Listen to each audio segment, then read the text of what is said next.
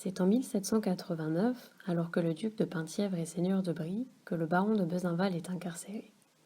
Gentilhomme suisse, lointain cousin de Marie Lesinska, proche de la cour et du pouvoir, confident un temps de Marie-Antoinette, Pierre-Victor Besenval incarne particulièrement bien le charme du XVIIIe siècle finissant. Commandant des troupes d'Île-de-France, il fut chargé de défendre la Bastille.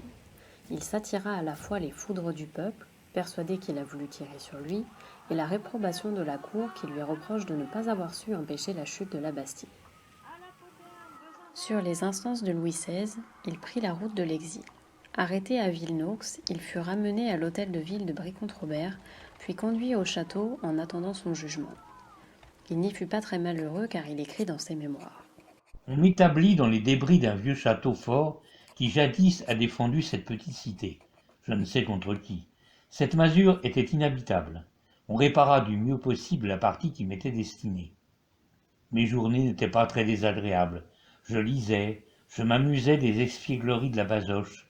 Je jouais au tric-trac avec un curé presque aussi bon joueur que le duc de Laval, mais qui se troublait dès qu'il entendait un tambour. Il sera acquitté en mars de l'année suivante. Son emprisonnement à Brie coûta au trésor public 1200 livres par jour, une somme considérable.